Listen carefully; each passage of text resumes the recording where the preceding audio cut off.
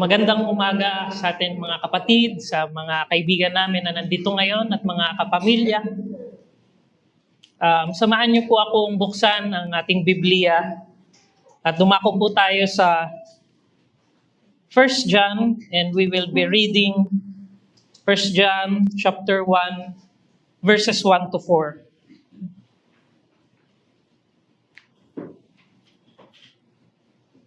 That which was from the beginning, which we have heard and we have seen with our eyes, which we've looked upon and have touched with our hands, concerning the word of life. The life was made manifest, and we have seen it, and testify to it, and proclaim to you the eternal life, which was with the Father and was made manifest to us. That which we have seen and heard, we proclaim also to you, so that you too may have fellowship with us. And indeed, our fellowship is with the Father and with His Son, Jesus Christ. And we are writing these things so that our joy may be complete. Blessed be the reading of God's Word. Heaven and earth will pass away, but your word, O God, will never pass away. Let's pray. Ama naming Diyos sa langit, na dakila, banal, at maawain, kami po ay lumalapit sa inyo ngayon upang kami po ay tulungan nyo na maintindihan ang inyong salita, na kami ay ma-edify ng message ng iyong ebanghelyo, ng iyong katotohanan sa pamamagitan ni Apostol John, upang kami ay magkaroon ng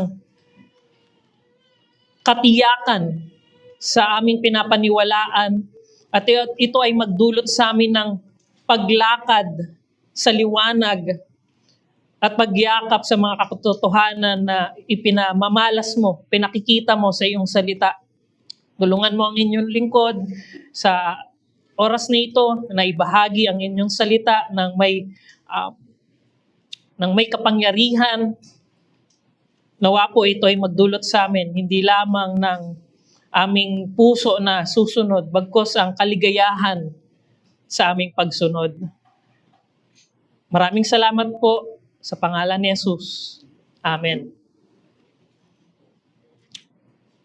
So ngayon po, yung ating nabasa, it will be our first installment ng ating magiging series through the letter of John dun sa mga first century Christian. Ayun yung mga sinulatan niya. And the fact that yung salita ng Panginoon is both timeless and timely, yung mga churches sa 21st century katulad ng Emmaus, will greatly benefit dun sa mga katotohanan na pinoklama ni Apostol John. So before we dive in dun sa mismong text, as a way of introduction, sagutin muna natin yung tatlong tanong na ito.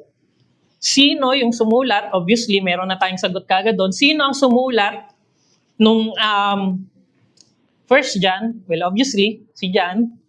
Pangalawa, kanino siya isinulat ni John? At pangatlo ay, bakit? Ano ang purpose ng pagsulat ni Apostle John sa churches nung panahon niya? So yun nga, yung title suggests kung sino yung nagsulat, which is si John.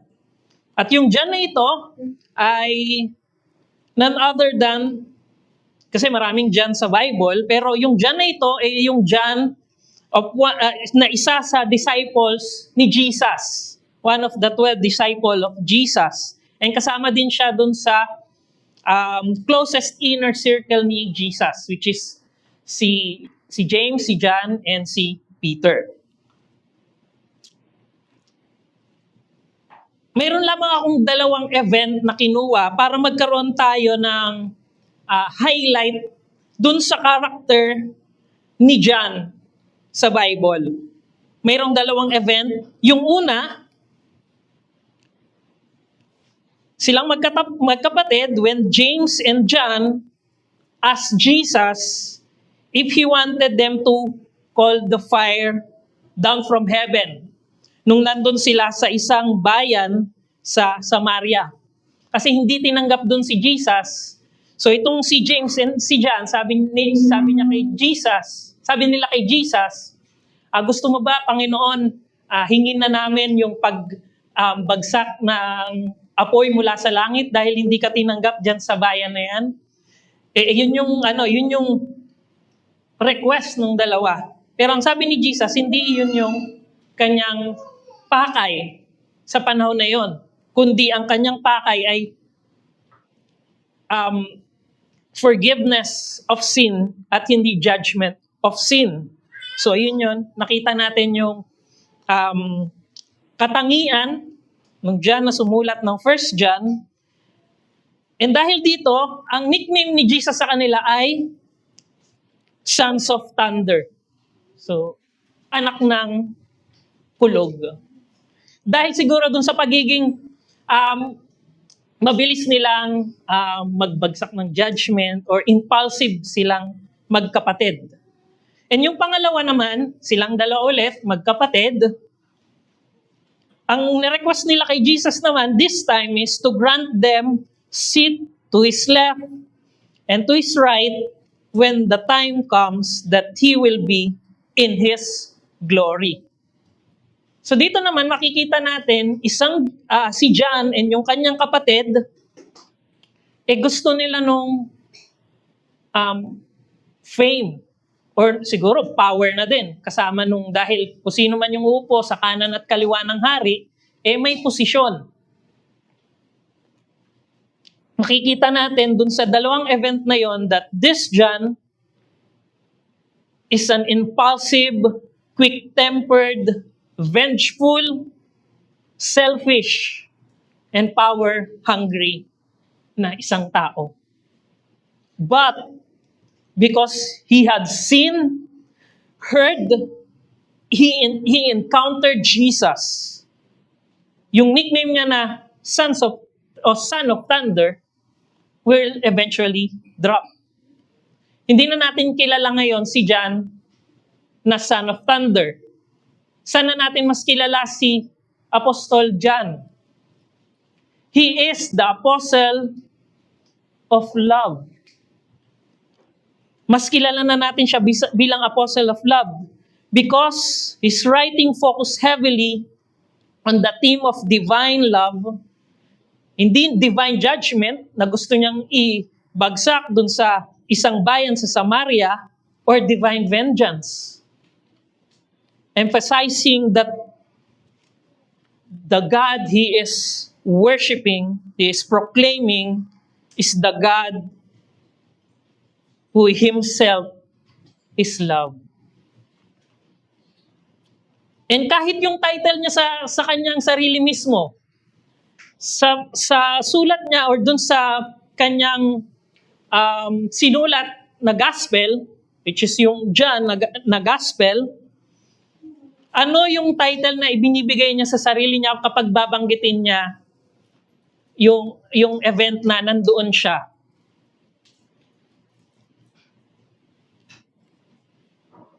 Yung title na yon na binigay niya sa sarili niya reflects now a John that is not selfish. Hindi katulad nung nag-request sila ng kapatid niya na maupo sa kanan at kaliwa ng Panginoong Hesus. Ano yung ginagamit niya kapag i-address niya yung sarili niya in the gospel? Ito ba yung ginagamit niya, the disciple who really loves Jesus? No, it's the other way around. He called himself the disciple whom Jesus loved. Ibig sabihin, hindi niya pinagmamalaki yung kanyang pag-ibig sa Panginoon, bagkus ang pinagmamalaki niya ay yung pag-ibig ng kanyang Panginoon para sa kanya. And now, this is the John who wrote this letter. And even, he never mentioned yung name niya sa gospel. Sa 1 John, hindi niya binanggit yung pangalan niya. Hindi katulad nung dating siya na gusto niya ng fame, ng prominence. Now, this John, advanced in year, matanda na si John nung sinulat niya ito, and the last remaining apostle who is alive. Siya na lamang ang natitira. He has an active ministry of pastoring and overseeing yung church doon sa Asia Minor. So, yung pinagpapastulan niya at yung ino-oversight niya na churches, marahil yan yung 7 churches doon sa Revelation, which is siya rin ang nagsulat. So, siya yung nag-oversee nung church doon. And, nasagot na natin yung dalawang question. Yung pangatlong question, bakit niya isinulat ito dun sa mga churches? Kung yung gospel isinulat ni Apostle John to bring unbeliever to faith in Jesus Christ, ini-state niya yan dun sa John 20:31, ang sabi doon, these are written so that you may believe that Jesus is the Christ, the Son of God, and that you may believe that Jesus is the Christ, the Son of God, and that by believing you may have life in His name. So yung John, yung gospel na sinulat niya sa John, evangelistic yung purpose niya, to present yung person and work ni Jesus. Now, dun sa first, second, and third na letter niya were addressed to the believers dun sa churches na in-oversight niya, which is mas more on pastoral. And makikita din natin na hindi lang siya pastoral, kundi mayroong nilalaban ng heresy si John, and also it's a polemic letter. So yun yung goal ni Apostle John that time. He wrote the letter to both combat the heresy that was sneaking into the church and to remind the believers of the truth that will compel true obedience to God. Ayun yung goal ni John. At kung si Paul, ang nilabanan niya nung siya yung nagsulat is more on the legalistics or the legalist na nagsasabi na kailangan mong gawin to, kailangan nating gawin to para tayo ay masave. At ang sulat ni Apostol Pablo ay nagfo-focus sa real faith na nagli-lead to salvation. But right now, si John,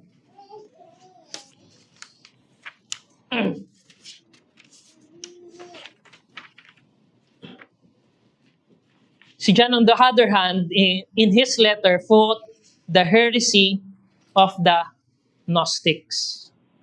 Especially yung Docetism, which denies the humanity of Jesus. And also, because of, meron silang kakaibang paniniwala, meron din silang twisted view of what sin is. At isa pa, ine-elevate nila yung tao, yung man, through obtaining secret inner knowledge. Ito yung mga heresy, ito yung mga kasinungalingan ng Gnostics that time. This heresy is so dangerous that it turns the Christian faith upside down. Yung paniniwala ng Christian, yung Christian faith, there's a total reversal dun sa belief ng mga Gnostics. Kasi yung assertion ng mga Gnostics, yung matter is inherently evil, yung physical. On the other hand, yung spirit is good. they believed that that a lesser God, whom they called Demiurge, siya yung nag-create ng flawed material world. At yung isa, yung true God, siya yung nag-create ng spiritual world that is perfect and good. At ang ginagawa ng mga Gnostics na to, they are trying to inject their belief in Christian faith. Especially dun sa kay Christ. If Christ is to be good and to be God para sa kanila, then He should not assume a physical body. Kailangan di siya magkaroon ng physical na katawan kasi para sa kanila, yung physical is evil. Kaya meron silang sinasabi na He only seemed to have a human body. Pero hindi totoo. Parang phantom. Hindi siya nagkatawang tao. So they are adjusting the truth about Jesus for their lies. And also, they believe that sinning in the body will not affect the spirit, resulting in their twisted view of what sinning really is. So sabi nila, if the physical is evil and the spiritual is good, hindi nila kayang apektuhan yung isa't isa. Kung magkakasala ka sa physical, it will not affect your spirit. Kung good yung spirit mo, it will not affect the physical. That's why makikita natin dun sa letter ni John, sinasabi niya, if you say you do not sin, kasi meron silang claim na ganon. Hindi sila nagkakasala kasi nga, yung kasalanan ay nasa physical lang, but pure yung kanilang spirit. But John says, that's a lie. You are lying. Kaya tinokombat ni John yung heresy na ito ng mga Gnostics. And also, yung isa pa, they elevate man's status through obtaining secret inner knowledge. At yung secret knowledge na to, tinatawag nila na divine spark, konti lang. Only few can obtain it. At ano yung resulta nito? Elitism. Mayroong mas higher na mga Christian kesa sa ibang tao. Kasi hindi nila alam itong knowledge na ito. Mayroon lamang mga iilan na alam ang knowledge na ito. At ang ginagawa nila, in their heart, it produced hatred. They look down dun sa mga tao na wala nga yung knowledge na ito. And also, kinombat din ni John na if you hate your brother, you are living in darkness. Na akala nila they are living in the light kasi sila yung may knowledge.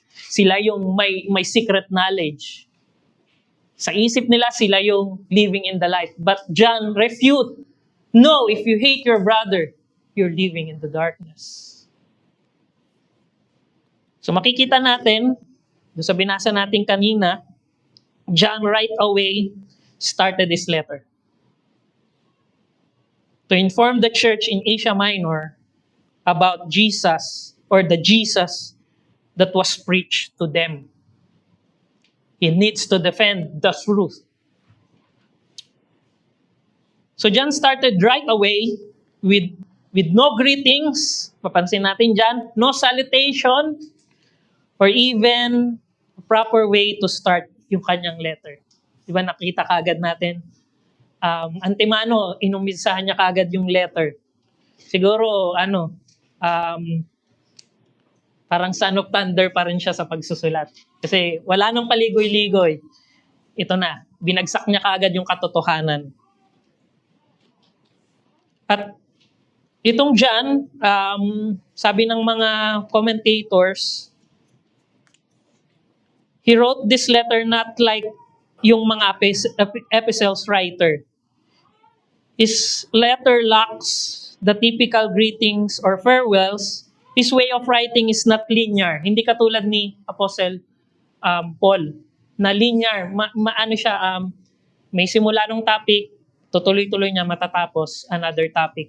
Kung mababasa niyo yung 1 John, minsan parang ang hirap niya intindihin kasi ito yung topic, maiiba, tapos babalik ulit siya doon sa sinabi niya na. Para siyang umiikot-ikot. So hindi ko alam kung pag matanda na ganun. Kasi matanda na si John this time. Pero hindi, ito ay ginamit pa rin ng Holy Spirit for us na maintindihan actually yung basics ng Christian faith. And ang una niyang sinabi, that which was from the beginning. Ayun yung ayun yung unang word na binanggit ni John. Yung beginning na binabanggit dito ni John, it's not the beginning of the creation. Hindi yun yung tinutukoy niya. This is the beginning of John 1:1. Balik tayo dun sa gospel, sa John 1:1, in the beginning was the Word, and the Word was with God, and the Word was God. At kung ibabalik pa talaga natin sa pinakasimula, that would be Genesis 1:1. In the beginning, God created. In the beginning, it's only God. Wala pang creation. The beginning before there was anything, when all that existed was God. Ayun yung sinasabi dito ni John. So whoever John wrote of, he said his subject, yung kanyang subject, was eternal and therefore was God. So yun yung tinutukoy niya, God. Because the subject existed before all else and was the source and basis of the existence of all things. So ang subject niya ay si God mismo. At kung meron sa panahon ni John, who is reliable source of who Jesus is, it is none other than John. Hindi yung mga Gnostics na nagbibigay ng speculation. The last remaining apostle will give an account who Jesus is. John has the fullest certainty. Kung merong sure sa kanyang isa-share, yun ay si John. Why? He is an eyewitness. John has the fullest certainty of all that he wrote and preached. The idea is that this eternal subject of John has been audibly heard, physically seen, intently studied, looked upon, and tangibly touched with our hands. It's a shock dun sa mga Gnostics. Ang subject ni John ay si God, but then dinala niya na ang God na ito ay nagkaroon ng physical body. John together with him, so kung mapapansin nyo si John, hindi siya I, pag nung sinulat niya yung nandito, we. Ibig sabihin, yung knowledge na to hindi katulad dun sa mga Gnostics na isang tao lang nakakaalam, yung mga elitista lang yung nakakaalam. Hindi. We. Ibig sabihin, the testimony that John is proclaiming ay hindi niya gawa-gawa. Sa katunayan nga, nung sinulat niya to, yung ibang mga apostol na nag-proclaim ng katotohanan sa pagiging tao ni Jesus, ay patay na. Dahil hindi nila dininay yung reality or yung katotohanan na si Jesus ay nabuhay, namatay, inako sa krus, muling nabuhay.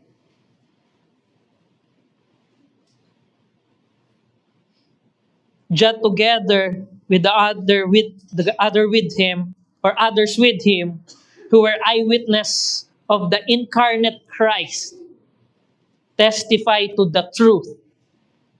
And yun nga, yung iba, nagsimatayan na refusing to deny it. He did not speak of a myth. Hindi siya nagkukwento ng alamat or a matter of clever storytelling. Hindi lang ito gawa-gawa. This is the truth. Dito nakatindig ang ating pananampalataya.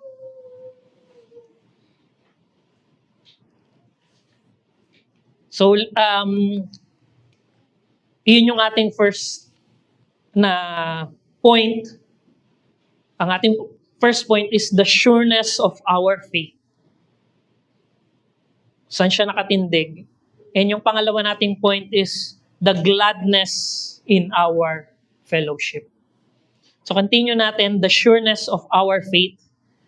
The certainty of our belief lies in our Christology. Nandun din yan sa corporate confession of faith natin na binabasa natin every afternoon.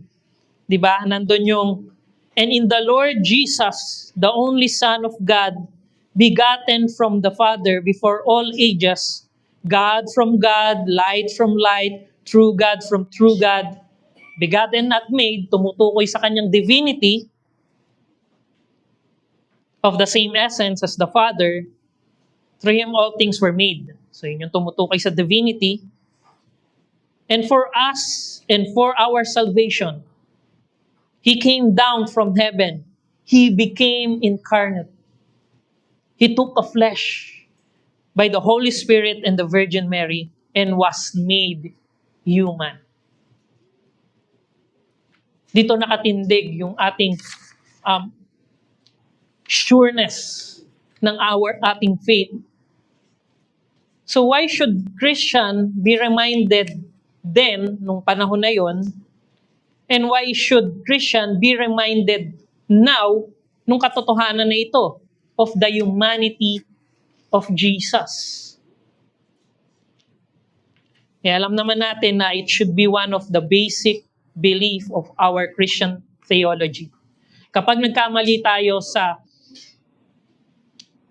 humanity ni Jesus, maraming maapektuhang katotohanan na hindi natin makakayang tindigan if magkakamali tayo dun sa katotohanan na si Jesus, He took flesh. The humanity of Jesus Christ. And isa pa, our faith is based on a historical figure. Ito ay nakatindig sa isang tao na nabuhay sa kasaysayan. Ito ay hindi gawa-gawa ng kung sino man. And He is not just a man, but a God-man. At bakit kailangan magkatawang tao ng Panginoong Hesus? Pwede bang Diyos lang siya na bumaba dito at iniligtas tayo? Alam natin na yung pagkakatawang tao ng Panginoong Hesus will be the revealing of the nature of God. The incarnation act as the ultimate revelation of God. Of God's character. Instead of a distant deity. Instead na malayong Diyos na hindi natin kayang kilalanin personally. What did God, anong ginawa ng Panginoon? God became Emmanuel. God with us. Showing His love, mercy, compassion, what? In a tangible, personal way. Imagine kung ang konsepto ng pagmamahal ng Diyos ay hindi natin naranasan o hindi naranasan sa pamamagitan ni Jesus. Paano natin maintindihan ang pag-ibig ng Diyos sa ganung kalalim na personal na paraan? And this is the way of God. It doesn't remain just a concept of love. Nagkatawang tao ang Diyos upang ipamalas sa tao kung ano ang pagmamahal. Dahil sabi sa Hebrews 1:2, but in this last day, He has spoken to us by His Son. He is the radiance of the glory of God and the exact imprint of His nature. And also, siya yung naging mediator natin and our sympathizer. Imagine if God didn't incarnate o Jesus didn't incarnate. Hindi tayo magkakaroon ng mediator and anong simpatya ng isang Diyos sa tao kung hindi mararanasan ng Diyos na maging kagaya natin. Because Jesus was fully human. He understood human weakness and struggles. He acted as the high priest who can sympathize with believer and intercede for them. Minsan ba nararanasan natin na parang ang layo ng Diyos sa atin? Pero dahil sa katotohanan na ang Diyos anak ay nagkatawang tao, now, we know that this God na alam natin yung kanyang essence sa pag-aaral natin sa kung sino ang Diyos, condescend for us so that He can sympathize with us. He knows our weakness. He knows our struggles. For we do not have a high priest who is unable to sympathize. Sa ating mga weakness, but one who is in every aspect had been tempted as we are, yet without sin. And it bridged the gap. It enables a union between humanity and God. By taking on human nature, Christ allows believer to share in His relationship with the Father. Ito yung sinasabi ni John. If you have fellowship with us, our fellowship is with the Father and with the Son, Jesus Christ. That which we have seen and heard, we proclaim also to you, so that you too may have fellowship with us. And indeed, our fellowship is with the Father and with the Son, Jesus Christ. And lastly, it's because we need a substitute, the substitutionary atonement.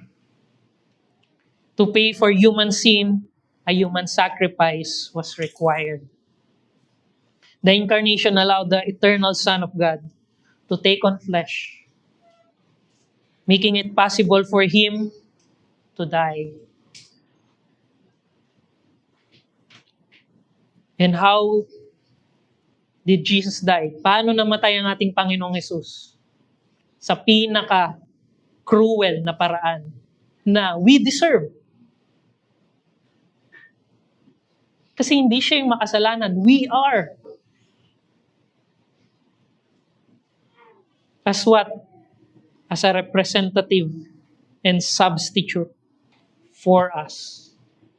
For everyone who will believe, who will stand dun sa katotohanan ng mga Biblia, na ang Panginoon na ito, na alam natin na ang kanyang essence ay hindi natin kayang arukin.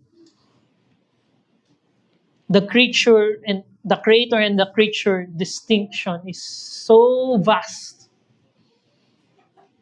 Walang kaya in our lifetime or even when we are in heaven, no one can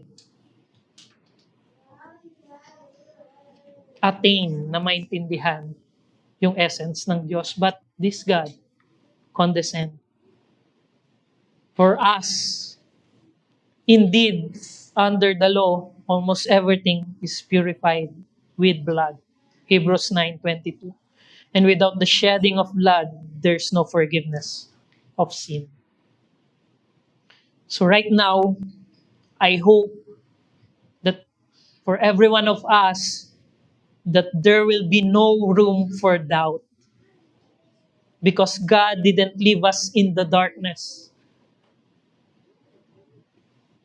Yung paniniwalang Kristyanismo, hindi siya nakatindig sa shakeable na mga paniniwala.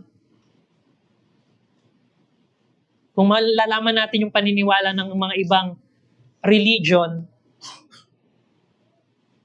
para silang mga, or sila ay mga alamat, o parang gawa-gawang kwento. Pero ito, we have a historical na mga ebidensya. So brethren, if your faith is wavering, go back to this foundational truth of our faith. Katulad nung tinuro sa atin ni Brother Axel na assurance of our faith, ibabalikan natin yung pinaka-sure na magdadala sa atin ng kasiguraduhan, which is yung katotohanan na ibinigay sa atin sa Biblia. And next is the gladness in our fellowship. Ano yung sabi ni John na kanya nung what does John aim for in proclaiming the truth? Ano yung sinabi niya doon sa dulo? O doon sa nabasa natin na kanyang aim nung sa kanyang pag-share nung katotohanan na ito. 'Di ba joy? Ang sabi niya,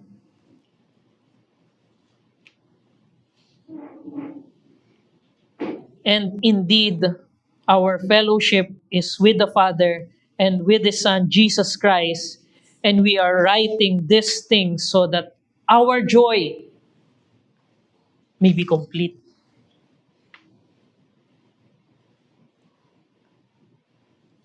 John invites those Christians. And by extension, hindi lang yung mga sinulatan niya doon, also those unbelievers. He is inviting them to participate in a fellowship with the Father and with His Son, Jesus Christ.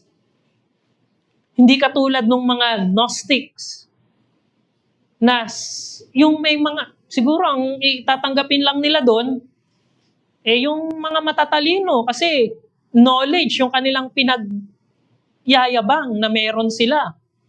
So yung mga hindi masyado makaintindi, hindi edukado, hindi kayo kasali dito. But the gospel that we are preaching is inviting everyone. Di lang yung mga intellectuals. O siguro hindi lang yung mga extrovert. Ito yung mga introvert. Kasi wala naman daw sa Bible yun, yung distinction na yun ng dalawang tao. Kaya this gospel, or the gospel of Jesus Christ is inviting everyone. And ano yung goal ng mga Christian sa pag-share ng gospel? The joy in it. At nireflect ito, or ineko ito ni John, dun din sa sinabi ni Jesus. Dun sa Luke chapter 15 verse 10. If you keep my commandments, you will remain in my love. Just as I have kept my Father's commandments and remain in His love. I have told you this so that my joy, si Jesus ito, that my joy may be in you and that your joy may be complete. Same ng sinabi ni Jesus dun sa sinabi ni John. That the goal that we are preaching, that the goal that we are defending, yung katotohanan ng mga pinapahayag namin, ay ibinabahagi namin sa inyo. Kasi we want the joy of our Master who is Christ. And we are inviting you doon sa fellowship with the Father. At kung nakikinig ka ngayon at wala ka pa sa Panginoong Jesus, ito yung katotohanan na ang Ebanghelyo. Sinulat ito para sa mga Christian na. Pero kapag naintindihan ito ng mabuti ng mga wala pa kay Kristo, ito ay nag-iimbita na maniwala ang sino man na wala pa sa Panginoong Hesus, na paniwalaan mo ang mga katotohanan na ito. Ito ay hindi gawa-gawang istorya, ito ay katotohanan na pinaninindigan ng church na ito, ng mga church na ipinoproklema ang Ebanghelyo ng tama.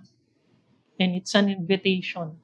At kung wala ka kay Kristo, masaya ka man ngayon sa mundo na ito, but your end will be the gnashing of teeth. Na hindi ka kasali dun sa joy of the Master. Kaya nawa kung nakikinig ka ngayon, yung katotohanan na ito na ipinahayag ni Apostol Pablo ay ni Apostle John ay maging paraan upang magkaroon ka ng pananampalataya sa Panginoong Hesus. And may this be our disposition bilang mga Christian naman when we are inviting people to have fellowship with us. And by extension, with the Father and with the Son, by sharing the gospel with them. And we are aiming for joy. Nawa ito yung maging kaligayahan natin. Kung mayroon tayong mga ginagawa na doon tayo nasisiyahan, nawa yung ERBC, Mayor's Reformed Baptist Church, nagagalak tayo, katulad nung nangyari kahapon. Magalak tayo na mayroong pagbabahagi ng Ebanghelyo sa mga tao na wala pa kay Kristo.